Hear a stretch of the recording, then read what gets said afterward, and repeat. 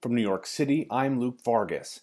America is mourning the passing of John Glenn this week, the first American to orbit the planet, a feat that made him a national hero in the 1960s.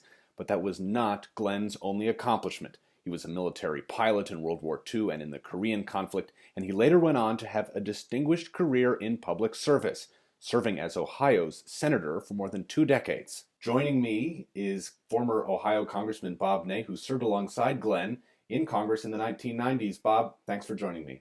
Thank you, Luke. Could you just start off by telling me how you will remember John Glenn, the man, the astronaut, whatever really sticks with you?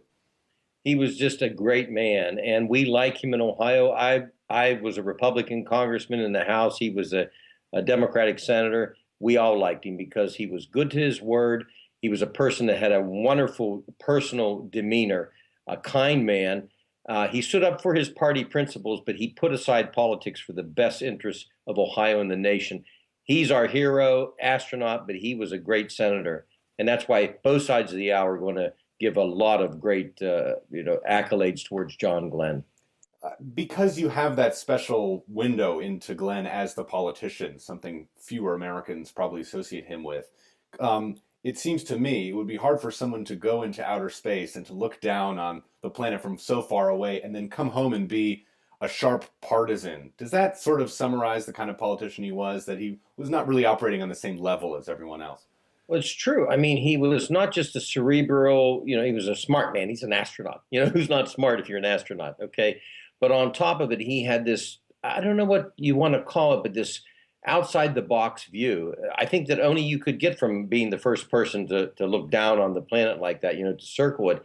And I think he kept that persona with him.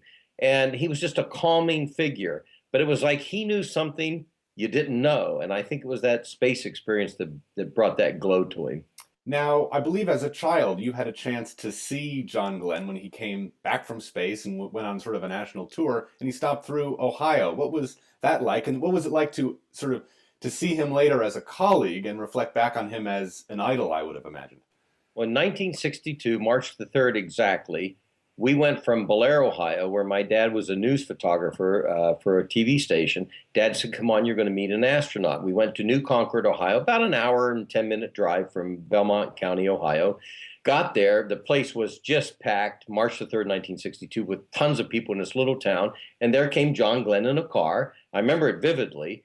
My dad taking the pictures, being the news photographer. We got to get up front, close and personal. And I got to meet him and shake his hand. And I have a little pennant, which is in a box somewhere, but I've never thrown it away. And it was welcoming home. The American hero had the capsule on it.